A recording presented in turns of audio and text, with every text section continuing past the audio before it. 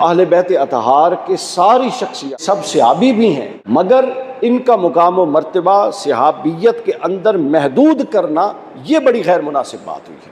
تو اہل بیت کا ذکر بطور صحابہ بھی ہونا چاہیے اور اہل بیت کا ذکر بطور اہل بیت نبوت بھی ہونا چاہیے۔ میں نے عرض کیا اہل بیت کا مقام آپ کو سمجھانا ہے۔ پہلے ہم نے صحابہ سے ممتاز کیا، پھر اہل بیت اطہار میں دوسرا طبقہ ایک قائم ہوا جس کو آل نساء کہتے ہیں۔ اب یہاں پر اہل بیت کی قسمیں ہو جاتی ہیں، ایک ہے اہل بیت حقیقی اور ایک ہے اہل بیت حکمی۔ بعد جب ان کو واپس بلایا تو انہوں نے پوچھا یا رسول اللہ خیریت سے واپس بلایا ہے؟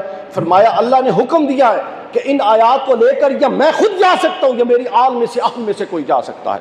تو کسی شخص نے اعتراض کیا، اس دور میں بھی اعتراض کرنے والے تھے کہ اہل بیت کو اضافہ پروٹوکول کیوں دیا جا رہا ہے؟ تو حضرت عمر نے کہا اعتراض کرنے والے سن، ان کی جو رسول اللہ کے ساتھ قرابت ہے اس کی وجہ سے میں ان کو ایک عام مجاہد کی طرح ڈیل نہیں کر رہا، بلکہ اس سے زیادہ ڈبل پروٹوکول کے ساتھ ڈیل کر رہا ہوں۔ کل کو جب میری محبت کا دعویٰ کرنے والوں، میرے نام پر محافل سجانے والوں اور میری محبت اور میرے عشق میں جینے اور مرنے والوں، سن لو، عشق اس وقت تک مکمل نہیں ہو سکتا جب تک محبوب کا محبوب بھی محبوب نہ ہو جائے۔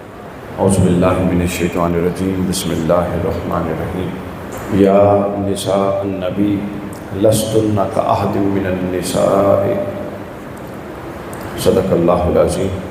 آج کے گفتگو میں جس دو چار پہلوؤں پر ہم بات کریں گے وہ ہے اہل بیت اطہار کا مقام اور مرتبہ سمجھنے کے حوالے سے بڑی اہم چیز ہے۔ سب سے پہلے تو یہ بات ہے جس کو سمجھنا چاہیے کہ اہل بیت کا امتیاز کیا ہے۔ اس موضوع پر بالکل اسی پر میری یہ کتاب بھی انشاءاللہ ایک آدھ مہینے میں آ جائے گی۔ آج اسی کتاب کا خلاصہ بیان کریں۔ کیوں؟ دیکھیے، آپ ذرا 1400 سال پیچھے جائیے، حضور علیہ الصلوۃ والسلام کے دور میں اگر آپ جائیں تو مدینہ ہے جس میں رسول اللہ بنفس نفیس گلیوں میں چل پھر رہے ہیں، آپ کے ساتھ آپ کے اصحاب ہیں، انہی میں اہل بیت اطہار ہیں۔ تو ہر ایک کا ایک اپنا امتیاز ہے اور ہر ایک کی ایک اپنی شخصیت کا الگ تشخص ہے۔ تو ہمارے ہاں ایک پرابلم یہ ہوا ہے کہ ہم نے اہل بیت اطہار کی جو الگ ایک پہچان اور الگ ایک شخصیت اور الگ ایک تشخص تھا، اس کو صحابیت کے تشخص میں ضم کر دیا ہے۔ اہل بیت اطہار کی ساری شخصیات صحابی بھی ہیں۔ وہ کیا ہے؟ صحابی کون ہوتا ہے؟ جس نے حضور پر کو حالت ایمان میں دیکھا، کلمہ پڑھا اور آخر سانس تک اس کلمے پر قائم رہا، وہ صحابی ہو جاتا ہے۔ تو اہل بیت اطہار کے ساری شخصیات، حضرت مولا علی، امام حسنین کریمین، جناب سیدہ، یہ سب صحابی بھی ہیں، مگر ان کا مقام و مرتبہ صحابیت کے اندر محدود کرنا یہ بڑی غیر مناسب بات ہوئی ہے۔ مثلا آپ مثال سے سمجھیں، میں نے اگر بالفرض ایم اے کیا ہوا ہے، کیا کیا ہوا ہے بولیے؟ ایم اے کیا ہوا ہے، تو لازمی بات ہے نا بھائی، میں نے میٹرک کیا ہوا ہے تو ایم اے تک آیا ہوں نا، یا ایف اے کیا ہے پھر بی اے کیا تو ایم اے تک آیا ہوں نا۔ اب میں نے، ایک شخص نے ایم اے کیا ہوا ہے اور ایک شخص نے میٹرک کیا ہوا ہے، تو اگر آپ دونوں کا تعارف یہ کروائیں کہ دونوں نے میٹرک کیا ہوا ہے، تو جس نے ایم اے کیا ہوا ہے وہ محسوس کرے گا کہ نہیں کرے گا کہ میرے اس کے اوپر کے درجات اس نے چھوڑ دیے اور جو برابری کا درجہ تھا صرف اس کا ذکر کر دیا ہے۔ اوپر کے درجات چھوڑ دیے ہیں اور جو برابری کا ذکر تھا صرف اس کا تذکرہ کر دیا ہے۔ تو اہل بیت کا ذکر بطور صحابہ بھی ہونا چاہیے اور اہل بیت کا ذکر بطور اہل بیت نبوت بھی ہونا چاہیے۔ تو آج ہم اہل بیت کا ذکر بطور اہل بیت نبوت کیا مقام و مرتبہ ہے وہ کریں گے۔ دوسری بات یہ سمجھ لیجئے، اہل سنت میں اہل بیت کے مفہوم میں دو طبقات داخل ہیں۔ اہل سنت میں اہل بیت کے مفہوم میں دو طبقات داخل ہیں، ایک آل نبی اور ایک ازواج نبی۔ اتنی بات سمجھ گئے آپ لوگ؟ یہ سادہ بات تھی۔ اب ہم یہاں سے اپنی بات کو آگے بڑھاتے ہیں۔ جو آیت میں نے پڑھی، اچھا میں نے خطاب نہیں کرنا، آپ سب لوگوں سے گزارش ہے، ہم بات سمجھنے سمجھانے کے لیے آئے ہیں، تو لہٰذا آپ نے تھوڑی دیر میرا ساتھ دے کے نقطے کو سمجھنے کی کوشش کرنی ہے۔ حتیٰ کہ کسی کو اعتراض ہو وہ بعد میں پوچھ بھی دے، لیکن سمجھنے کی کوشش کریں۔ تو میں نے بتایا کہ اہل سنت کے نزدیک اہل بیت کے مفہوم میں یہ دو طبقات داخل ہیں، ازواج نبی اور آل نبی۔ اب قرآن مجید پر آ جائیں جو میں نے آیت پڑھی۔ اللہ تعالیٰ نے کیا فرمایا؟ فرمایا یا نساء النبی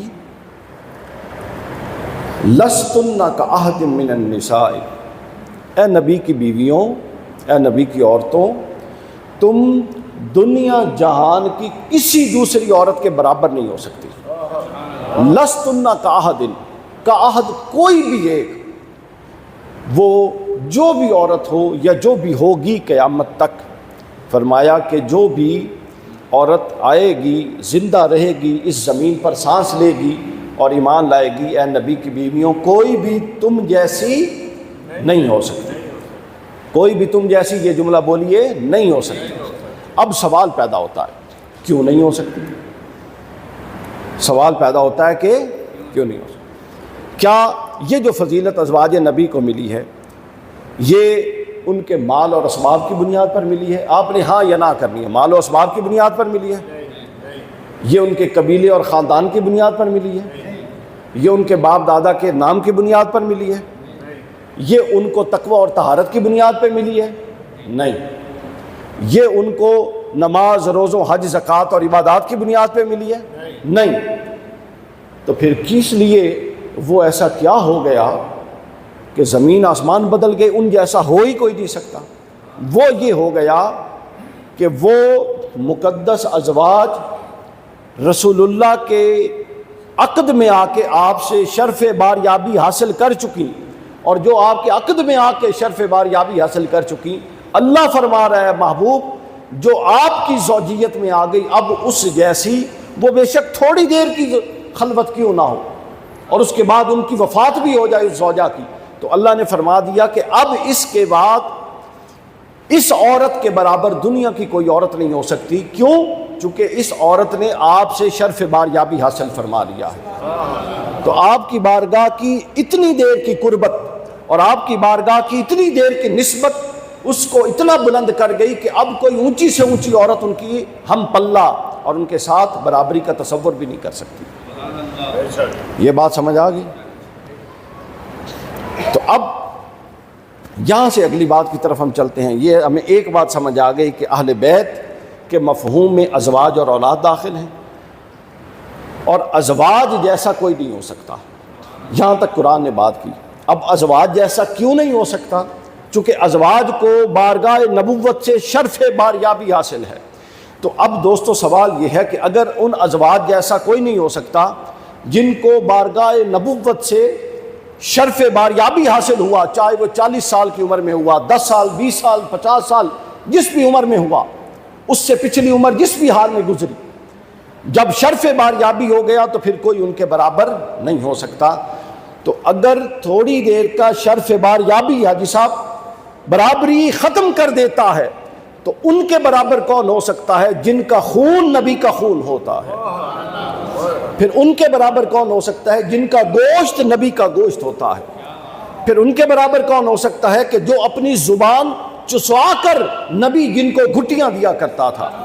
پھر ان کے برابر کون ہو سکتا ہے کہ جو پہلی نگاہ آنکھ کھولتے تھے تو چہرے نبوت کو دیکھتے تھے؟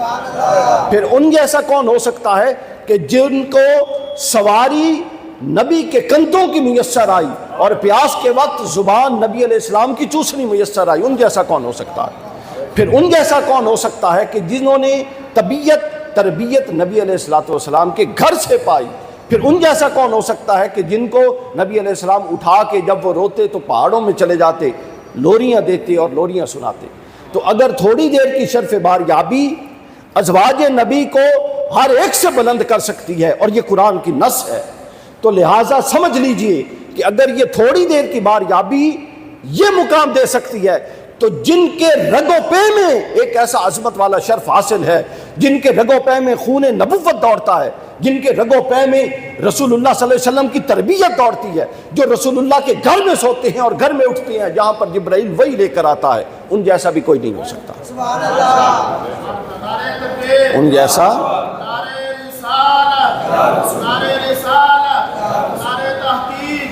ان جیسا بھی کوئی نہیں ہو سکتا۔ یہ ہم نے نص قرآنی، عبارت النص اور اشارت النص سے بات کو سمجھ لیا۔ یہ بات ذہن میں رکھ لیں کہ قرآن کی جو ایک آیت ہوتی ہے نا، اس سے بات کو سمجھنے کے 4 اسلوب ہوتے ہیں، علماء نے لکھا۔ ایک کو کہتے ہیں عبارت النص، مشکل گل نہیں ہے، ذرا بس سمجھ لو، بڑی کام آئے گی۔ عبارت النص کہ آپ جملے کو پڑھیں تو فوراً جو پہلا مفہوم ذہن میں آئے اس کو عبارت النص کہتے ہیں۔ دوسری کہتے ہیں اشارت النص کہ براہ راست تو ذہن میں نہیں آ رہا، لیکن اس عبارت میں، قرآن میں ایک ایسی طرف اشارہ کیا گیا کہ آپ اشارے کو سمجھ کے قرآنی آیت کے مدعا کو پہنچ جاتے ہیں کہ اللہ یہ کہنا چاہتے ہیں۔ تیسری ہے دلالت النص کہ اشارہ بھی نہیں ہے، واضح بھی نہیں ہے، مگر یہ چیز کسی اور چیز پر دلالت کر رہی ہے۔ مثلا آپ میں سے کسی کا بلڈ پریشر ہائی ہوتا ہے تو بلڈ پریشر کوئی بیماری نہیں ہے، یہ اشارہ کر رہی ہے کہ کچھ اور خراب ہے اندر، یہ دلالت کر رہی ہے کہ اندر کچھ اور خراب ہے اور وہ خرابی بلڈ پریشر کی وجہ بن رہی ہے۔ تو آپ پھر سمجھ جاتے ہیں کہ یہ آیت اس چیز کی طرف دلالت کر رہی ہے۔ اور پھر چوتھا طریقہ کار ہوتا ہے اقتضاء النص کہ اس آیت سے اللہ تعالیٰ کا مقصد کیا ہے، اللہ تعالیٰ یہ آیت اتار کس مقصد کے لیے لیا ہے۔ تو گویا اس آیت میں یہ جو میں نے پڑھی کہ ازواج لستن کاحد من النساء، دوسری اور تو جیسے نہیں ہو سکتی، اس میں اہل بیت اطہار کی عظمت عبارت النص سے بھی ثابت ہے، دلالت النص سے بھی ثابت ہے، اشارت النص سے بھی ثابت ہے اور اقتضاء النص سے بھی ثابت ہے، چاروں طریقے سے ثابت۔ اب ہم نے ایک اہل بیت کا مفہوم آپ کے سامنے قرآن کی روشنی میں رکھ دیا، جس میں ہم نے ایک نقطہ یہ سمجھ لیا کہ اہل بیت کسی اور جیسے نہیں ہیں، یہ بات سمجھ آ گئی۔ اب اگلا نقطہ یہ سمجھ لیں کہ اہل بیت بھی سب ایک جیسے نہیں ہیں، ان میں بھی درجے ہوتے ہیں۔ اہل بیت جو ہیں جن کا ہم بات کر چکے، ان میں بھی سب ایک جیسے نہیں ہیں، ان میں کچھ پہلے تو کچھ تھے در والے جن کو صحابہ کہتے ہیں، پھر کچھ گھر والے تھے جن کو اہل بیت کہتے ہیں، اب گھر والوں میں بھی ہر ایک جیسا نہیں، پھر گھر والوں میں کچھ چادر والے ہیں جو اس سے بھی پھر بلند ہیں، آل کسا جن کو کہتے ہیں۔ یہ حدیث پاک صحیح مسلم میں ام المومنین حضرت عائشہ بیان کرتی ہیں۔ حضرت عائشہ صدیقہ فرماتی ہیں کہ میں نے ایک صبح رسول اللہ گھر سے باہر نکلے تو آپ کے جسم اقدس پر کالے رنگ سے، کالے بالوں سے اونٹ کی بنی ہوئی، کالے بالوں سے بنی ہوئی اونٹ کے کجاوے کے نقشے کی چادر تھی جو آپ نے اپنے اوپر اوڑھی ہوئی تھی۔ فرماتی ہیں کہ اس کے بعد یہ اسی وقت کا مال ہے کہ یہ اللہ تعالیٰ نے آیت نازل فرمائی تھی انما یرید اللہ لیذھب عنکم الرجس اہل البیت، اس کا شان نزول بیان کریں۔ فرماتی ہیں یہ آیت نازل ہوئی تو حضور نے وہ چادر لی ہوئی تھی، تو اتنی دیر میں امام حسن آ گئے، پھر تھوڑی دیر میں امام حسین آ گئے، حضور نے امام حسن کو بھی چادر کے اس طرف سے ڈال لیا، امام حسین کو بھی اس طرف سے ڈال لیا، پھر اتنی دیر میں حضرت مولا علی آ گئے، ان کو بھی چادر میں لے لیا، پھر جناب سید آ گئے، ان کو بھی چادر میں لے لیا، اور جب چاروں کو چادر میں لیا، اب آپ ذرا نقشہ دیکھیں کہ رسول اللہ کے ہاتھ میں چادر کے کونے ہیں اور 2 لوگ ادھر موجود ہیں اور 2 ادھر موجود ہیں، اور یوں اوپر سے چادر کو یوں کھینچا ہوا ہے، کور کیا ہوا ہے، اور کور کر کے فرماتے ہیں اے باری تعالیٰ یہ جو تو نے آیت نازل کیا نا انما یرید اللہ لیذھب عنکم الرجس اہل البیت، تو میری اہل بیت کو پاک کرنا چاہتا ہے تو سن لے اللہم ہؤلاء اہل بیت، یہ میرے اہل بیت ہیں جو چادر کے اندر شامل ہیں، یہ میرے اہل بیت۔ یہ حضرت عائشہ کی حدیث۔ اب ذرا بڑا غور طلب نقطہ سنیے، جو میں نے لفظ بولا نا اس کو سمجھانا چاہتا ہوں، یہ خطرناک جملہ ہے کہ اہل بیت میں بھی پھر مراتب ہیں۔ حضرت ام المومنین ام سلمہ رضی اللہ تعالیٰ عنہ بیان کرتی ہیں کہ حضور نے فرمایا کہ یہ حضور علیہ الصلوۃ والسلام نے فرمایا ان النبی صلی اللہ علیہ وسلم جل اللہ علی الحسن والحسین وعلی وفاطمہ کساء ثم قال اللہم ہؤلاء اہل بیتی وخاصتی۔ اب یہ حدیث جو حضرت عائشہ والی تھی حضرت ام سلمہ سے روایت، اور اس میں ایک خاص لفظ کا اضافہ ہے کہ حضور نے جب وہ چادر لی اور چادر لے کے فرمایا کہ باری تعالیٰ اللہم ہؤلاء اہل بیتی وخاصتی، باری تعالیٰ یہ میرے اہل بیت ہیں اور اہل بیت بھی عام نہیں ہیں، خاص اہل بیت ہیں، خاصتی کا لفظ ہے۔ اس کو امام ترمذی نے بیان کیا ہے، اس کو مسند احمد بن حنبل میں بیان کیا ہے۔ امام ترمذی نے 3871 نمبر حدیث میں بیان کیا، اور مسند احمد میں 26,597 نمبر حدیث میں بیان کیا۔ اب آگے اگلا لفظ جو اس کو اور واضح خاصتی سے مراد کیا ہے، چونکہ میں نے بتایا کہ ازواج اہل بیت میں داخل ہیں، مگر پھر رسول اللہ نے ایک اور درجہ بنایا۔ فقالت ام سلمہ رضی اللہ عنہ، ام سلمہ عرض کرتی ہیں وَأَنَا مَعَهُمْ یا رسول اللہ، اب وہ چادر رسول اللہ پکڑ کے بیٹھی ہیں، تو ام سلمہ جن کے گھر آیت نازل ہوئی وہ بھی چاہتی ہیں کہ اس چادر کے اندر داخل ہو جائیں، تو وہ کہتی ہیں وَأَنَا مَعَهُمْ یا رسول اللہ، یا رسول اللہ کیا میں ان میں سے نہیں ہوں؟ حضور نے فرمایا قَالَ إِنَّكِ عَلَىٰ خَيْرٍ، ام سلمہ تو خیر پر ہے، ام سلمہ تو خیر پر ہے۔ حضور نے کوئی جواب نہیں دیا۔ 4 حدیثیں جمع کی ہیں عائشہ میں نے اس موضوع پر، 4 سے 5 حدیثیں جو اس پورے مفہوم کو کھول دیتی ہیں، اور اہل بیت کے اندر ایک نیا درجہ متعین ہو جاتا ہے جو زبان نبوت سے خود متعین ہوا۔ آگے سنیے یہ حدیث جو اگلی بیان کرنے لگا ہوں، مسند ابی یعلا کی حدیث نمبر 6888، ام سلمہ رضی اللہ تعالیٰ عنہ بیان کرتی ہیں وَأَنَا مِنْهُمْ یا رسول اللہ، یا رسول اللہ کیا میں ان میں سے ہوں؟ حضور نے فرمایا لا، نہیں تو ان میں سے نہیں ہے، وَأَنْتِ عَلَىٰ خَيْرِ، لیکن تو بھی خیر کے مقام پہ کھڑی ہے، چونکہ نبی کی زوجہ ہے اور اہل بیت میں سے ہے، مگر ان میں سے نہیں ہے۔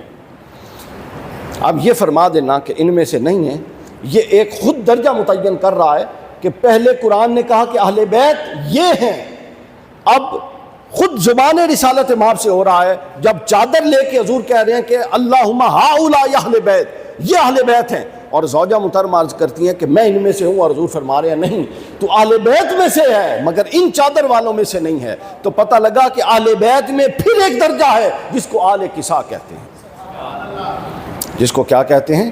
آل کسا۔ پھر آگے ام سلمہ رضی اللہ تعالیٰ عنہ سے ایک اور حدیث پاک جس کو امام طحاوی نے بیان کیا، شرح مشکل الآثار حدیث نمبر 772 بیان کرتے ہیں یا رسول اللہ انا من اہل بیتی فقال ان لک عند اللہ خیر ووددت انہ قال نام فکان احب الی مما طالع علیہ الشمس وتغرب۔ حضرت ام سلمہ فرماتی ہیں کہ میں نے رسول اللہ سے پوچھا، اب یہ اگلی حدیث کہ یا رسول اللہ کیا میں ان میں سے ہوں؟ پھر خود بیان کرتی ہوئی فرماتی ہیں کہ اگر مجھے انتظار تھا کہ اگر رسول اللہ فرما دیتے کہ ہاں تو بھی ان چادر والوں میں سے ہے، تو فرماتی ہیں یہ مجھے ہر اس شخص سے، ہر اس چیز سے عزیز ہوتا جس پر سورج طلوع ہوتا ہے اور غروب ہوتا ہے۔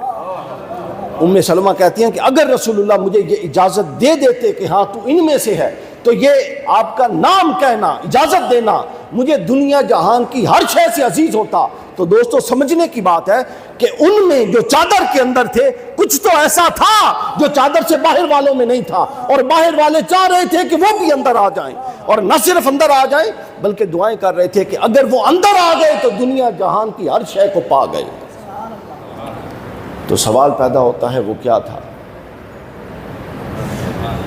سوال پیدا ہوتا ہے وہ کیا تھا؟ وہ خاص مقام تھا۔ کتنا ٹائم؟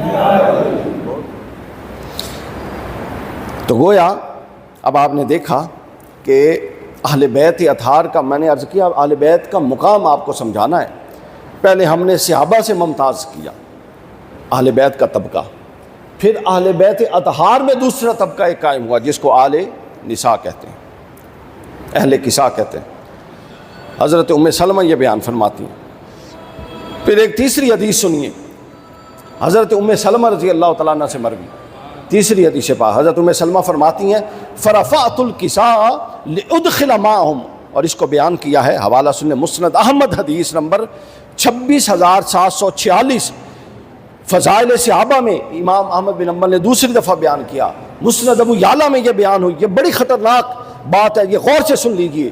یہ اہل بیت نبوت میں جو آل کساء ہیں، جو علی ہے، جو فاطمہ ہے، جو حسن اور حسین ہے، ان کا جو ایک ایسا مقام و مرتبہ جس کے برابر بھی کوئی نہیں پہنچ سکتا، اس کا اظہار کر دیا۔ حضرت ام سلمہ فرماتی ہے فرفعت الکساء، میں نے چادر کا کونا اٹھایا، لأدخل معه، تاکہ حسن اور حسین اور علی و فاطمہ کے ساتھ میں بھی داخل ہو جاؤں، فجذبه من یدی، حضور نے کونا پکڑ کے کھینچ دیا اور میرے ہاتھ پکڑ کے پیچھے کر دیا، اور فرمایا کہ تو بھی خیر پر ہے۔ تو بھی خیر پر ہے، مگر اس چادر میں جو اللہ اجازت دے گا وہی داخل ہوگا۔ چادر میں داخل نہیں کیا۔ پھر چادر میں کون داخل ہوئے دوستوں؟ 4 لوگ، ایک رسول اللہ تھے اور ان کے ساتھ مزید کتنے لوگ تھے؟ 4 لوگ تھے۔ گویا کہ رسول اللہ ان 4 کو اس چادر میں داخل کر کے اور باقیوں کو اس سے خارج کر کے یہ بتا رہے تھے کہ کل کو جب میری محبت کا دعویٰ کرنے والوں، میرے نام پر محافل سجانے والوں اور میری محبت اور میرے عشق میں جینے اور مرنے والوں، سن لو، عشق اس وقت تک مکمل نہیں ہو سکتا جب تک محبوب کا محبوب بھی محبوب نہ ہو جائے۔ میرا عشق اس وقت تک مکمل نہیں ہو سکتا جب تک میری محبت کے ساتھ ان 4 کی محبت بھی جمع نہ ہو جائے، جمع نہ ہو جائے۔ اور یہ بات، یہ جو میں بات کر رہا ہوں، یہ معروف تھی۔ اب تو چونکہ ایک تو علم کا زمانہ نہیں رہا، لوگ پڑھتے نہیں ہیں، دوسرا پھر ناسبیت کا اتنا زور ہے کہ لوگ سن سن کے سمجھتے ہیں کہ شاید یار اسی طرح گل پہلی باری سنی، اور یہ ہر دور میں ہوا۔ حضرت عمر بن عبدالعزیز رضی اللہ تعالیٰ عنہ نے جب بنو امیہ والوں نے مولا علی پر منبروں پر سب و شتم اور گالیاں دلوانی شروع کی اور یہ چلتی رہیں، تو حضرت عمر بن عبدالعزیز، یہ بھی بنو امیہ سے تھے، لیکن بنو امیہ میں ایسے ستارے بھی 2 تھے، یہ بھی بنو امیہ، انہوں نے اس کو بند کر دیا۔ انہوں نے جب بند کروایا اور کوڑوں کی سزا رکھی کہ جو اب حضرت مولا علی کو برا کہے گا اس کو کوڑوں کی سزا ملے گی، اس سے پہلے 2 نسلیں سب و شتم ہوتا رہا اہل بیت اطہار پر۔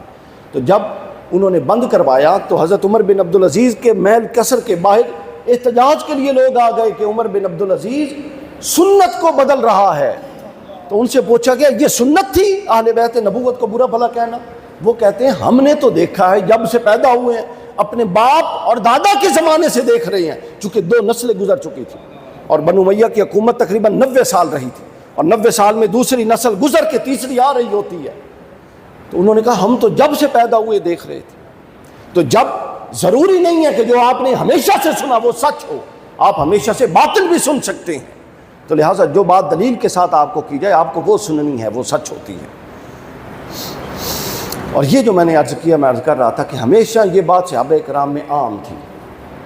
حضرت اب یہ صحیح بخاری ہے اور کتاب الفضائل، باب فضائل عبداللہ بن مسعود رضی اللہ تعالیٰ۔ اب ذرا غور طلب بات، امام بخاری کتاب فضائل صحابہ اور اس میں عبداللہ بن مسعود رضی اللہ تعالیٰ عنہ کے باب میں یہ حدیث لائے ہیں۔ علامہ صاحب توجہ، اب اس میں فضیلت کی کون سی بات ہے؟ وہ کہتے ہیں حضرت ابو موسیٰ اشعری راوی بیان کرتے ہیں، انہوں نے سنا کہ میرا بھائی جب یمن سے آیا تو ایک عرصہ تک یہاں ٹھہرا رہا، اس کے بعد وہ کہتے ہیں کہ ہم جو تھے جب یہاں ٹھہرے رہے تو عبداللہ بن مسعود رضی اللہ تعالیٰ عنہ انما نرا من دخولہ و دخول امہ علی النبی صلی اللہ علیہ وسلم، وہ کہتے ہیں کہ ہم عبداللہ بن مسعود رضی اللہ تعالیٰ عنہ کی، ہم جو صحابی، وہ بھی صحابی تھے، عبداللہ بن مسعود بھی صحابی، تو کہتے ہیں ہم عبداللہ بن مسعود کی زیادہ اکرام کرتے تھے، زیادہ اکرام۔ پوچھا گیا کیا وجہ تھی؟ فرماتے ہیں لما نرا من دخولہ و دخول امہ علی النبی، وہ جس بے تکلفی سے حضور کے گھر میں آتے اور جاتے، ہم نے یہ سمجھ لیا تھا چونکہ ہم نئے آئے تھے یمن سے ہجرت کر کے، ہم تو یہاں کے لوکل تھے نہیں اور ہم ابھی بالکل اندازہ نہیں تھا، صرف رسول اللہ کی پہچان تھی، تو یہ رسول اللہ کے پاس عبداللہ بن مسعود زیادہ آتے تو رسول اللہ کے گھر میں آنے کی وجہ سے ہم نے سمجھ لیا کہ یہ اہل بیت میں سے ہیں، تو لہٰذا ہم ان کا احترام وہ کرتے جو اہل بیت اطہار کا بنتا۔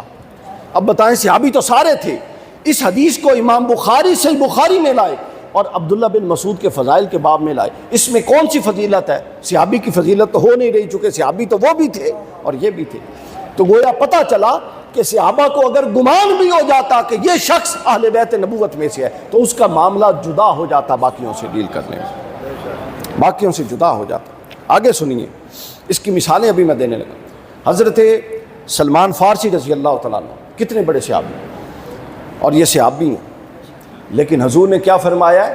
یہ میری، بولو، یہ میری اہل بیت میں سے۔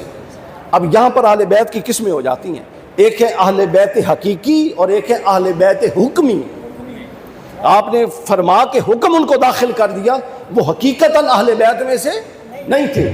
تو حضرت سلمان فارسی رضی اللہ تعالیٰ عنہ جو تھے، حالانکہ وہ اہل بیت حقیقی نہیں تھے وہ تو فارس سے آئے تھے ہجرت کر کے، لیکن ان کو حضور نے کیا فرمایا، وہ اہل بیت میں سے، لہٰذا اہل بیت حکمی ہوئے۔ اب حضرت علی سے ایک مکالمہ ہو رہا تھا کسی شخص کا، وہ پوچھ رہے تھے کہ فلاں کی تعریف بتائیں، فلاں کی تعریف صحابہ کی۔ حضرت علی ان کی تعریف اور ان کے خصائل بیان کر رہے تھے۔ تو جب حضرت علی سے کسی نے پوچھا کہ سلمان کے بارے میں بتائیں، آپ کیا سمجھتے ہیں، تو مولا علی نے فرمایا ادرک علم الاول و علم الآخر، سلمان وہ ہے جو اول اور آخر کا علم اپنے اندر جمع کیے ہوئے ہیں۔ بحر لا یدرک قعرہ، وہ ایسا سمندر ہے جس کی گہرائی تک کوئی نہیں پہنچ سکتا۔ تو لوگوں نے پوچھا کہ اتنے صحابہ آگے پیچھے پھرتے ہیں تو کسی کے بارے میں آپ نے علم کا یہ درجہ نہیں بیان کیا جو حضرت سلمان فارسی کے بارے میں کیا۔ تو حضرت علی نے پتہ کیا جواب دیا، وہ کلی کھول دی، وہ چابی عطا کر دی۔ حضرت علی نے فرمایا سلمان کو یہ فیض اس لیے ملا کہ زبان نبوت نے فرمایا تھا کہ ہوا منا اہل بیت، یہ میری اہل بیت میں سے ہے۔ تو حضور کا صرف زبان سے کہنا سلمان کو علم کا سمندر بنا گیا۔ اگر میں زبان سے کہنا سلمان فارسی کو علم کے اس درجے پر لے جاتا ہے کہ کوئی صحابی اس کے پاس نہیں پھٹک سکتا، تو بتائیے کہ جو اہل بیت حقیقی ہیں ان کے مقام و منصب کا کیا عالم ہوگا۔ اگر اہل بیت حکمی کا یہ حال ہے تو اہل بیت حقیقی کا کیا حال ہے؟ کوئی گل سمجھے چاہ رہی ہے؟ میں چیزاں نو سائڈ تے کر کے تانوں اصل چیز سمجھان دی کوشش کر رہے ہیں۔ یہ حضرت علی نے فرمایا اور ساتھ وجہ بیان کر دی کہ وجہ یہ نہیں ہے کہ سلمان نے علم بہت پڑھ لیا ہے، نہیں، وجہ یہ ہے کہ یہ جو رسول اللہ نے حکم فرمایا نا کہ یہ میری اہل بیت میں سے ہے، بس حکمی ہونے کے اثرات اس پر یہ ہوئے کہ سارا علم اس پر اندر جمع ہو چکا ہے، سارا علم اس کے اندر کیا ہوا ہے، جمع ہو چکا۔ پھر اس کے بعد یہ حدیث پاک اگلی جو میں بیان کرنے لگا ہوں، امام ترمذی نے اس کو بیان کیا، حدیث نمبر 309، اور اسی کو امام نسائی نے بیان کیا حدیث نمبر 746۔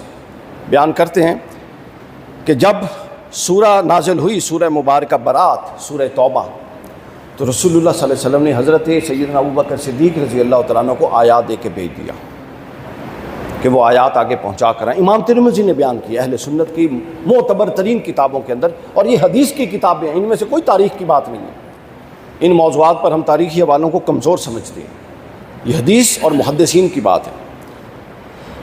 ان انس بن مالک قال بعث النبی ببرأۃ مع ابی بکر ثم دعاہ، رسول اللہ نے، انس بن مالک فرماتے ہیں کہ رسول اللہ نے سورہ برات یعنی سورہ توبہ دے کر ابو بکر صدیق کو بھیجا تھا، ثم دعاہ، پھر ان کو واپس بلا لیا۔ فقال لا ينبغي، اب یہ ترمذی کے الفاظ، فقال لا ينبغي ان يبلغ هذا الرجل من اهلی فدعا علیا فاتاہ وإیاہ۔ اس کے بعد جب ان کو واپس بلایا تو انہوں نے پوچھا یا رسول اللہ خیریت سے واپس بلایا ہے؟ فرمایا اللہ نے حکم دیا ہے کہ ان آیات کو لے کر یا میں خود جا سکتا ہوں یا میری آل میں سے اہل میں سے کوئی جا سکتا ہے۔ فرمایا اب کون جائے گا؟ وہ آیات حضرت علی کو دے کر تو واپس بھیج دیا، وہ آیات حضرت مولا علی کو دے کر واپس بھیج دیا۔ اچھا، اب جب یہ واقعہ ہوا حضرت ابوبکر صدیق کو تشویش ہوئی، جس کو فضائل صحابہ میں امام احمد بن حنبل نے بیان کیا۔ وہ کہتے ہیں یا رسول اللہ نزل فی شیء، یا رسول اللہ نزل فی شیء، یا رسول میرے بارے میں کوئی ایسا حکم تو نہیں نازل ہو گیا کہ آپ ناراض ہو گئے؟ قال رسول اللہ صلی اللہ علیہ وسلم لا ولکن جبریل جانی فقال لن یؤدی عندک الا انت او رجل منک، نہیں ہے ابو بکر تیرے خلاف کچھ نہیں نازل ہوا مگر جبرائیل آئے اور انہوں نے کہا کہ ان آیات کو یا آپ لے جا سکتے ہیں یا وہ شخص لے جا سکتا ہے کہ آپ اس میں سے ہوں اور وہ آپ میں سے ہوں، اور وہ علی بن ابی طالب ہے۔ اور وہ کون ہے؟ بولیے، علی بن ابی طالب رضی اللہ تعالیٰ عنہ۔ پھر اس کے بعد آگے چلیے، اس کو تقریب التہذیب، سنن ترمذی، بہت ساری کتابوں کے اندر حضرت ابوبکر صدیق کی تشویش آئی کہ یا رسول اللہ انزل فی شیء قال لا الا انی امرت، یا رسول اللہ کوئی میرے بارے میں کوئی آیت نازل ہو گئی، آپ نے آیات واپس بلوا لی؟ تو حضرت ابوبکر صدیق، حضور نے عرض کیا، حضور نے فرمایا قال لا الا انی امرت، نہیں کچھ نازل نہیں ہوا، صرف مجھے یہ حکم ہوا ہے کہ ان ابلغہ انا اور رجل من اہل بیتی، مجھے یہ امر آیا ہے، وہی آئی ہے کہ اس کو یا میں لے جا سکتا ہوں یا وہ شخص لے جا سکتا ہے جو میری اہل بیت میں سے ہوگا۔ تو گویا اب حضرت ابوبکر صدیق کا مقام و مرتبہ آپ سمجھتے ہیں کہ صحابہ کرام میں یہ سب سے سینئر ہیں، صحابہ کرام میں یہ سب سے بڑے مقام اور مرتبے کے فرد ہیں، صحابہ کرام میں ایثار میں، قربانی میں، اول اسلام ہونے میں کوئی ان کے برابر نہیں ہے، صحابہ کرام کی بات کر رہا ہوں۔ مگر اس کے باوجود رسول اللہ صلی اللہ علیہ وسلم نے فرمایا کہ مجھے اللہ نے حکم دیا ہے کہ ان آیات کو وہ لے کر جائے گا جو مجھ سے ہوگا اور میں اس سے ہوں گا، واضح کر دیں۔ اس کے بعد آگے چلتے ہیں، ہم اپنی گفتگو کو ذرا کلوز کرتے ہیں۔ یہ جو بات میں نے بتائی صحابہ کرام کی، دیکھیں نا ہمارے پاس تین ہی سورس ہیں، یا ہم قرآن سے پوچھ سکتے ہیں، یا احادیث سے، یا صحابہ کرام سے، یا پھر ائمہ محدثین سے۔ ہم نے اپنا موضوع قرآن سے بھی دیکھا، احادیث سے بھی دیکھا، اب ائمہ محدثین سے بھی دیکھ لیتے ہیں۔ شیخ ابن عربی کتنے بڑے صوفی بزرگ، شیخ ابن عربی فرماتے ہیں اہل بیت اطہار کا ایک الگ تشخص بتاتے ہوئے فرماتے ہیں فلا تعدلوا باہل البیت خلقا فاہل البیت ہم اہل السیادہ، خبردار تم اہل بیت اور گھر والے جو رسول اللہ ہیں کوئی مخلوق ان کے برابر مت سمجھنا۔ فاہل البیت ہم اہل السیادہ، چونکہ رسول اللہ کے گھر والے اہل بیت وہ ہیں جن کو اللہ نے سیادت کے لیے پیدا کیا ہے، جن کو رسول اللہ نے سیادت کے لیے پیدا کیا ہے۔ یہی تو رولا تھا کربلا میں کہ یزید کہتا تھا کہ امام حسین بیعت کر لیں، امام حسین نے پتہ کیا فرمایا، اوے اللہ کے بندے جس پر درود پڑھا جاتا ہے اس کی بیعت کی جاتی ہے، وہ بیعت نہیں کیا کرتے۔ جس پر درود پڑھا جاتا ہے اس کی بیعتیں کی جاتی ہیں، درود پڑھنے والے بیعت نہیں کرتے۔ بیعت تو وہ کرتے ہیں جو درود پڑھتے ہیں، اور جس پر پڑھتے ہیں اس کی بیعت کی جاتی ہے۔ تو اس لیے آپ نے فرمایا کہ میں تجھ جیسے کی بیعت کیسے کر سکتا ہوں۔ تو ان سب باتوں کو میں نے کیوں آپ کے سامنے رکھا؟ اس لیے رکھا کہ آپ کے ہاں ایک الگ تشخص اہل بیت اطہار کا بننا بڑا ضروری ہے، بڑا بنیادی کلیدی نقطہ ہے۔ جب یہ تشخص قائم ہو جائے گا تو پھر آپ ہر شے میں اہل بیت کے اس منصب کو الگ سے دیکھیں گے۔ اللہ تعالیٰ نے اہل بیت کو زمین پر بھی الگ تشخص دیا، جنت میں بھی الگ تشخص دیا، آسمانوں پر بھی الگ تشخص دیا۔ میں ابھی مثال دیتا ہوں، سعودیہ کے ایک بہت بڑے عالم، انہوں نے خیبر کے حوالے سے بیان کی۔ خیبر کی جنگ بڑے عرصے سے چل رہی تھی لیکن فتح نہیں ہو رہا تھا۔ حضرت مولا علی گئے اور وہ فتح ہو گیا۔ یہ آپ لوگوں نے قصہ سب نے سنا ہوا ہے۔ انہوں نے اس فتح خیبر کے قصے پہ تبصرہ بڑا شاندار کیا۔ انہوں نے فرمایا چونکہ آل نبی کے ہر معاملے میں اللہ کی خاص برکت شامل ہوتی ہے، تو لہٰذا حالات پچھلے صحابہ کی طرح حضرت علی کی طرف بھی تھے کہ حالات نہیں تھے کہ قلعہ خیبر فتح ہوتا، جس طرح باقیوں سے نہیں ہو سکا، مگر چونکہ ان کے ساتھ آل نبی کا ٹائٹل تھا تو وہ نصرت الہی داخل ہوئی، اور نصرت الہی دست علی بن کر خیبر کا قلعہ اکھاڑ گئی۔ پھر اس کے بعد آگے سنیے، جنتوں میں بھی اہل بیت اور غیر اہل بیت اکٹھے ایک مقام کے نہیں ہیں۔ جنتوں میں سن لیں، امام ابن سعد نے، امام حاکم نے اور امام احمد رضا خان بریلوی رحمۃ اللہ علیہ تینوں نے بیان کیا۔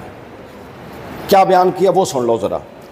بیان کرتے ہیں امام ابن سعد نے طبقات الکبریٰ جلد نمبر 4 کے اندر صفحہ 338، اور امام حاکم نے مستدرک للحاکم حدیث نمبر 4991، اور فتاوی رضویہ میں اعلیٰ حضرت نے 23ویں جلد صفحہ نمبر 236 میں، اور یہی بات تیسری جلد صفحہ نمبر 626 پہ اعلیٰ حضرت بیان کرتے ہیں کہ حضرت سیدنا محمد بن عمر بن علی اپنے والد گرامی سے روایت کرتے ہیں کہ حضور نے فرمایا کہ میں نے جنت میں جعفر کو دیکھا، حضرت جعفر طیار، وہ جنت میں پرواز کر رہے تھے اور ان کے قدموں سے خون بہہ رہا تھا، چونکہ شہید کا خون بند نہیں ہوتا جنت میں، قدموں سے خون بہہ رہا تھا۔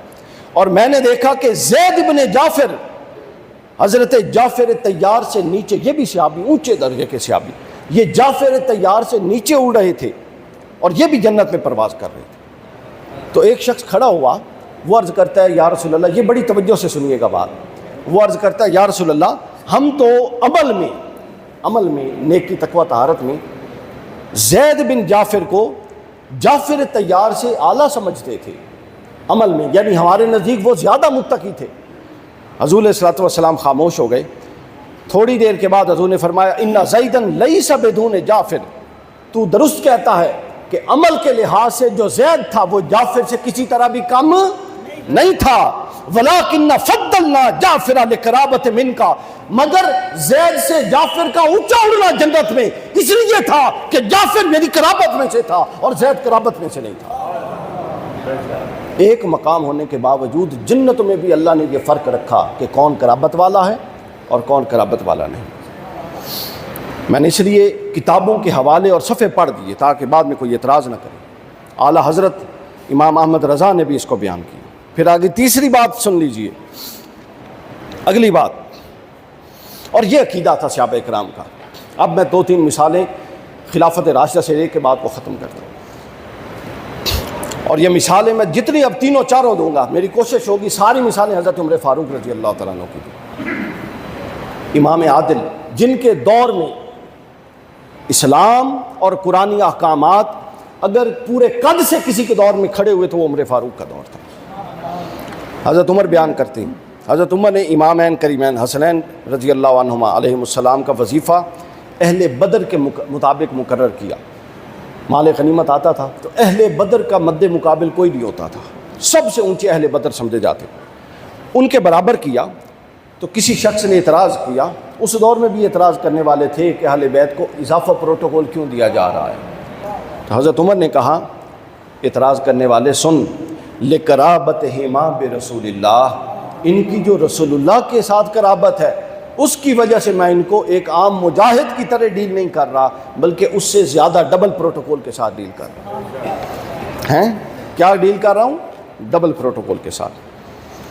یہ تاریخ دمشق کے اندر امام ابن عساکر نے تاریخ دمشق 14ویں جلد صفحہ 186 پہ، اور امام ذہبی نے سیر اعلام النبلاء کی 3 جلد صفحہ نمبر 285 پہ لکھا ہے کہ حضرت عمر کہتے ہیں کہ میں اس لیے حسن اور حسین کو عام صحابی اور بطور صحابی ڈیل نہیں کرتا چونکہ یہ رسول اللہ سے وہ قرابت رکھتے ہیں جو کوئی اور نہیں رکھتا.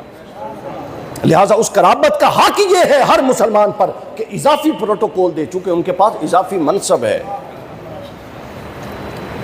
علامہ محب طبری ریاض النصرہ 1 جلد صفحہ نمبر 34 پر لکھتے ہیں، اور اہل بیت والصحابہ امام زمخشری کی کتاب ہے، اس کے اندر امام زمخشری نے 130 نمبر صفحہ پہ لکھا ہے. یہ میں نے بتایا یہ میری کتاب آ رہی ہے، اس میں یہ سب کچھ بیان ہوگا، ابھی تو مختصر بیان کروں.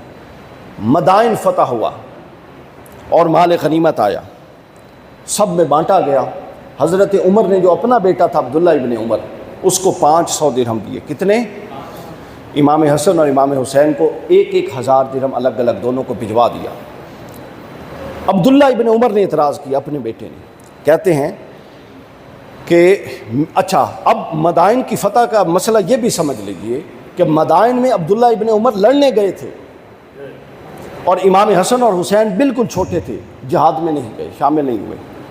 سمجھ گیا ہو کہ مدائن میں حضرت عبداللہ ابن عمر لڑنے گئے تھے اور امام حسن اور حسین چھوٹے تھے، ابھی جہاد میں نہیں گئے تھے.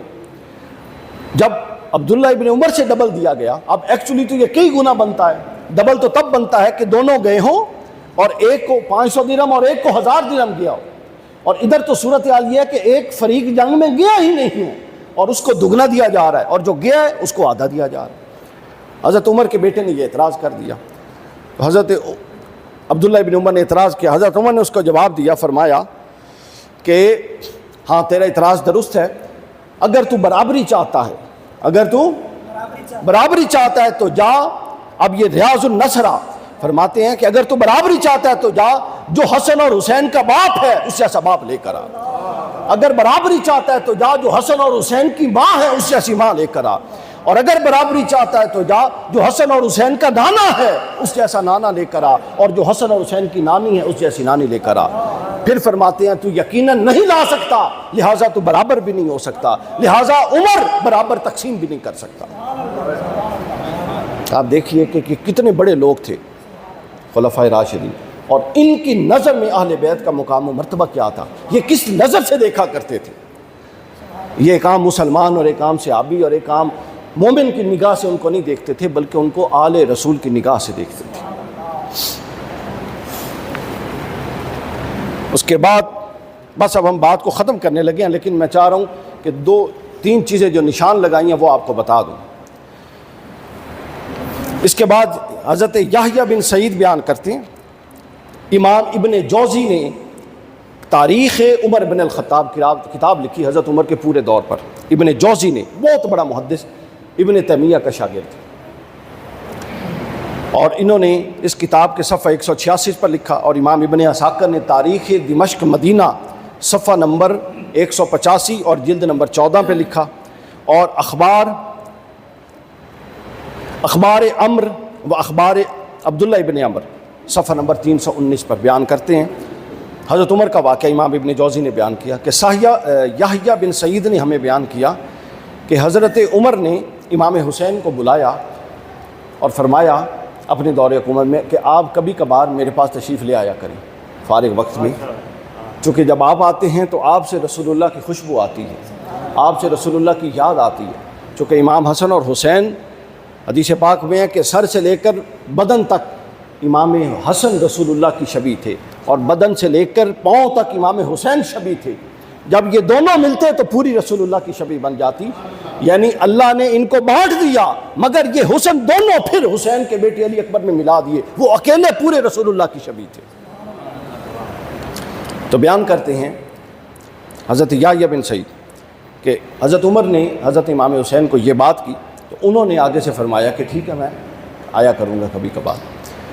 تو وہ ایک وقت آئے، حضرت عمر آگے کسی اپنی سلطنت کے امور اور میٹنگ اور جو معاملات ہوتے ہیں اس میں مصروف تھے۔ اچھا، دروازے پر پہنچے تو دروازے پر عبداللہ ابن عمر مل گئے، بیٹے حضرت عمر کے۔ تو امام حسین نے کہا کہ میں ملنے آیا ہوں، حضرت عمر سے ملنے آیا ہوں۔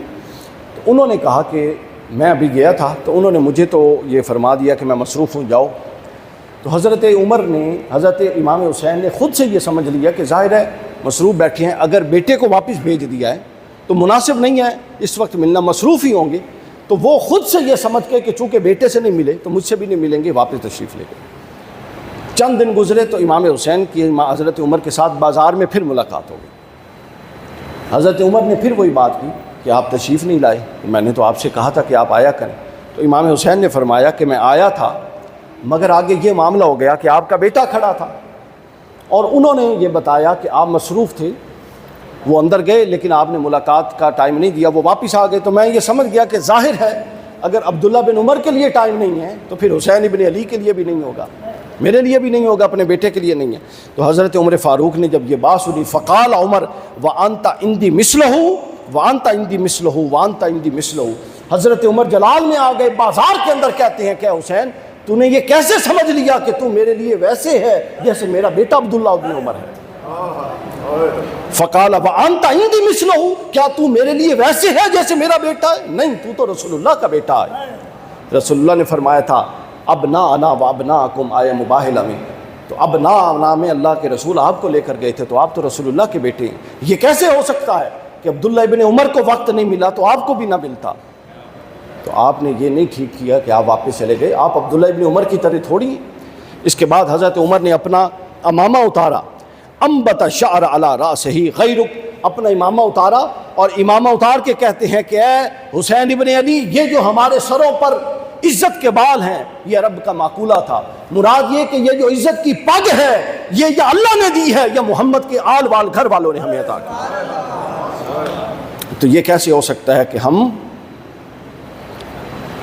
تم آؤ اور ہم کہیں کہ ہمارے پاس وقت نہیں ہے، تم آؤ اور ہم کہیں کہ ہمارے پاس وقت نہیں ہے۔ اللہ اکبر کبیرہ۔ اور حدیث پاک ہے، حضور نے فرمایا، اور یہ حدیث ہم باقی معاملوں میں بیان کرتے ہیں لیکن اہل بیت کے معاملے میں نہیں بیان کرتے۔ حضور نے فرمایا علیکم بسنتی وسنت الخلفاء الراشدین المہدیین، تمہارے پاس وہ طریقہ ہے جو میں چھوڑوں یا میرے خلفاء راشدین چھوڑیں۔ اور حضرت عمر نے اہل بیت کے ساتھ کیا سلوک کا طریقہ چھوڑا، اس کو آج اپنانے کی ضرورت ہے، سمجھ گئے؟ یعنی یہ میں ویسے بھی آپ کو بیان کر سکتا تھا لیکن میں نے خود سوچا کہ جان بوجھ کے صحابہ کرام کی زبانی، اور پھر صحابہ کرام میں بھی خلفاء راشدین میں سے کسی ایک جلیل القدر ہستی کی زبانی آپ کو اہل بیت کا مقام سناؤں، اور پوری تفاصیل کے ساتھ اہل سنت کی بڑی کتب کے دلائل کے ساتھ جس کا کوئی بندہ انکار نہیں، صرف وہ انکار کرے گا جس کے اندر بغض پایا جاتا ہے، وہ ادھر سے گول مول بات کر دے گا، وہ کہے گا اس کی سند کمزور ہے۔ یعنی جب ہم بزرگوں کے قصے بیان کریں ان کتابوں کے اندر سے، ان کتابوں کے اندر سے بے سند باتیں بیان کریں، جھوٹی کرامات بیان کریں، تو ہماری ساری تقریریں اس سے سجی ہوئی ہیں، مگر اسی کتاب کے اندر سے اگر اہل بیت کی ایک روایت اٹھا لی جائے تو کہتے ہیں کہ اس کی متصل سند ثابت کرو۔ بندہ پوچھے کہ تم 40 سال اس کتاب سے جو بیان کرتے رہے وہ سند کے ساتھ بیان کرتے رہے؟ یہ صرف بغض ہے جو اہل بیت کے معاملے میں باہر نکل آتا ہے۔ اس کی سند بیان کریں، اس سے شیعہ کو تقویت ہو رہی ہے، اس سے یہ ہو رہا ہے، اس سے کیا تعلق ہے ان باتوں سے اس کا؟ رسول اللہ تو جاتے ہوئے خود فرما کے گئے تھے کہ انا تارک فیکم الثقلین، میں تمہیں دو چیزیں چھوڑ کے جا رہا ہوں، ایک قرآن اور ایک اہل بیت۔ تو قبر میں جب جائیں گے تو جس شفاعت کے ہم منتظر ہیں، یہ بھی تو ہو سکتا ہے کہ ہمارا گریبان پکڑ لیا جائے کہ میں تو حسن اور حسین تمہارے حوالے کر کے آیا تھا، حسن 6 شہروں میں گیا اور اس کا زیر سے استقبال کیا گیا، اور حسین کو بلوا کر یہاں شہید کر دیا گیا۔ جو حسین کے اپنے محبان تھے، شیعان علی اس دور میں جن کو کہا جاتا تھا، انہوں نے خط لکھ کے بلوایا، اور بنو امیہ سارے کے سارے بغض رکھنے والے تھے، آپس میں دونوں مل گئے، اور حسین علیہ السلام نے مظلومیت میں شہادت پائی۔ تو لہٰذا اہل بیت کے حق کو پہچانیے۔ اہل بیت جیسا، اس لیے امام احمد بن حنبل کا فتویٰ تھا، بس آخری ایک کلمہ، امام احمد بن حنبل سے کسی نے پوچھا کہ آپ صحابہ کرام میں سب سے اونچا درجہ کس کو دیتے؟ تو حضرت امام احمد بن حنبل نے فرمایا ابی بکر، حضرت ابو بکر صدیق کو۔ پھر پوچھا اس کے بعد، آپ نے فرمایا عمر۔ پھر پوچھا اس کے بعد، آپ نے فرمایا عثمان۔ اب وہ شخص، ایک روایت میں ان کا بیٹا تھا، ایک میں کوئی اور تھا، خاموش ہو گئے۔ تو اس شخص نے پوچھا وَأَيْنَ علی، وَأَيْنَ علی، آپ نے علی کا ذکر نہیں کیا۔ امام احمد بن حنبل نے فرمایا علی تو اہل بیت میں سے ہے، اور اہل بیت کا کسی کے ساتھ نہ موازنہ ہو سکتا ہے، نہ اہل بیت پر کسی کو قیاس کیا جا سکتا۔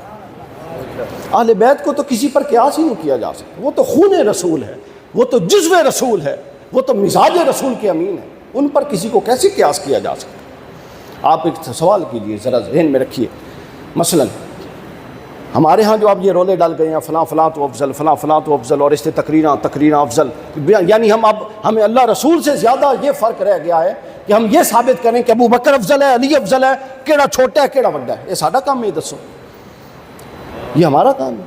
علامہ اقبال نے کیا خوب اس وقت ایسا بات کی، علامہ اقبال فرماتے ہیں اے کہ نشناسی خفی را از جلی ہوشیار باش، اے گرفتار ابو بکر و علی ہوشیار باش۔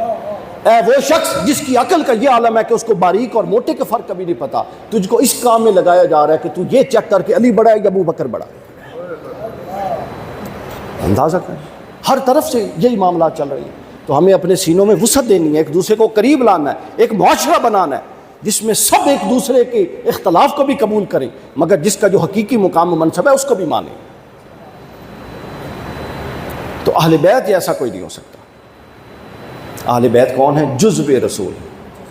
ابھی یہ سامنے یہ پڑا ٹیبل، اس ٹیبل پہ رسول اللہ کے مبارک خون کا اگر ایک قطرہ آئے، یہ بات میں اکثر ہر مجلس میں کرنا چاہتا ہوں اور کرتا ہوں، ایک خون کا قطرہ آئے، ہم میں سے کوئی بندہ رسول اللہ کے مبارک وجود کے خون کے قطرے سے برابری کا تصور کر سکتا ہے؟ نہیں کر سکتا۔ تو وہ خون ایک قطرے سے برابری نہیں کر سکتا، تو وہ خون بنتا کہاں ہے؟ جگر میں بنتا ہے، اور جگر خون بنا کے پورے وجود میں سرکولیٹ کرتا ہے۔ اور حضور نے فرمایا، صحیح بخاری اہل سنت کی سب سے چھوٹی کی کتاب، حضور نے فرمایا فاطمہ میرے جگر کا ٹکڑا ہے، اگر خون کی ایک بوند کی برابری نہیں ہو سکتی تو اس فاطمہ کی برابری کیسے ہوگی جو جگر کا ٹکڑا ہے اور خون بنا کے جگر پورے وجود کو، یعنی محبت فاطمہ وجود مصطفیٰ میں یوں دوڑتی ہے جس طرح خون دوڑتا ہے۔ یہ اشارہ تھا اس حدیث کی طرف۔ تو کوئی تقابل نہیں ہو سکتا، اور نہ تقابل کی ضرورت ہے۔ ہمیں تو ان کی محبتیں لے کر ان کی سیرتوں سے سیکھ کے آگے بڑھنے اور اپنی آخرت کا سامان کرنے کی ضرورت ہے۔ اور اگر کوئی کہے کہ نہیں، اہل بیت کے مقام میں اتنی شدت سے بیان کرنے کی ضرورت نہیں ہے، جیسا چلنے دو چلتے ہیں، تو پھر اگر اس سے میں یہ کہوں کہ آپ کی جو والدہ ہے اس کی کوئی آپ عزت کریں یا نہ کریں، باپ کی کوئی عزت کریں یا نہ کریں، باپ تو ہے نا جی، باپ منر تو انکاری کوئی نہیں، جو کہتے ہیں نا نہیں جی اہل بیت کو ہم مانتے ہیں، لیکن زیادہ بات کرنے کی ضرورت نہیں ہے. تو ماں باپ سے بھی کوئی نہیں مکرتا، لیکن اگر ماں باپ کی کہیں تکریم نہ ہو رہی ہو تو اس کو گوارا ہوتی ہے، وہ بات نہیں گوارا ہوتی. تو اگر ماں باپ کی تکریم گوارا نہیں ہے حالانکہ وہ منصب موجود ہے، تو اہل بیت اطہار کا منصب موجود ہوتے ہوئے ان کی اس تکریم پر کس طرح کوئی مومن کمپرومائز کر سکتا ہے؟ یہ ایمان کا حصہ نہیں ہے، یہ ایمان کی بنیاد ہے. یہ ایمان کا حصہ نہیں ہے، یہ ایمان کی بنیاد ہے. حضور اسلام نے فرمایا حدیث پاک کہ جب کچھ لوگ ایسے آئیں گے جو میں میدان حوض کوثر پر کھڑا ہوں گا، اور کچھ لوگ آئیں گے تو فرمایا ان کو آگ کے ہنٹر کے ساتھ، آگ کے وہ جو ہوتا ہے مارتے ہیں، کیا اس کو اردو میں کہتے ہیں؟ کوڑے کے ساتھ، آگ کے کوڑوں کے ساتھ مار مار کے حوض کوثر سے بھگا دیا جائے گا. پوچھا گیا یا رسول اللہ کیا وہ نمازی نہیں ہوں گے؟ فرمایا نہیں، نمازی ہوں گے. روزہ نہیں رکھیں گے؟ روزہ بھی رکھیں گے. کیا کیا ہوگا؟ فرمایا ان کے دل میں ہم اہل بیت میں سے کسی ایک فرد کا بغض ہوا ہوگا جس کی وجہ سے ان کو حوض کوثر سے اللہ ہانک دے گا. اور مستدرک للحاکم میں امام حاکم نے بیان کیا، فرمایا اگر کوئی شخص سارا دن روزہ رکھے اور ساری رات عبادت کرے اور سین کعبہ میں کھڑا ہو کے یہ عمل کرے اور اس کے دل میں ہم اہل بیت کا بغض ہو، تو 3 دفعہ قسمیں اٹھائی رسول اللہ نے، فرمایا وہ ضرور بے ضرور جہنم میں داخل ہوگا. تو لہٰذا اعمال کی قبولیت محبت اہل بیت کے ساتھ مشروط ہے، ورنہ اعمال رد ہو جاتے ہیں. امام احمد نے حدیث بیان کی اگر کوئی شخص اہل بیت سے بغض رکھتا ہے تو وہ قیامت کے دن جب کھڑا ہوگا، فرمایا او ساما وصلا، وہ نمازی بھی ہو اور روزہ دار بھی ہو، لیکن اس کا حشر یہودیوں کے ساتھ کیا جائے گا، یہودی کے طور پہ معشور ہوگا. امام احمد بن حنبل امام اہل سنت فرما رہے ہیں. اس شخص نے پوچھا یا رسول اللہ وَإِنَّ زَعْمَهُ مُسْلِمٌ، اگرچہ کہ وہ یہ سمجھتا ہو مسلمان ہے. آپ نے فرمایا ہاں اگرچہ کہ وہ یہ سمجھتا ہو وہ مسلمان ہے، لیکن بغض اہل بیت اس کو اسلام کے دائرے سے نکال دیتا ہے. تو لہٰذا اپنے اندر اس چیز کو پوری طرح سے پختہ کیجئے. ہر سال پورا سال ہی مقدس شخصیات کے ذکر کا ہوتا ہے، لیکن جب خاص طور پہ ان پہ ایام آتے ہیں تو اس کا خاص طور پہ اہتمام ہونا چاہیے، مجلس مذاکرہ ہونی چاہیے، اہل بیت اطہار کا ذکر ہونا چاہیے، اور اہل بیت اطہار کے ذکر کو پوری اہمیت کے ساتھ اور ان کے اصل مقام و مرتبے کے ساتھ کرنا چاہیے. سرسری طور پہ کر کے گزر نہیں جانا چاہیے، چونکہ یہ ذکر رسول اللہ کی شفاعت کا باعث بننے والا ہے.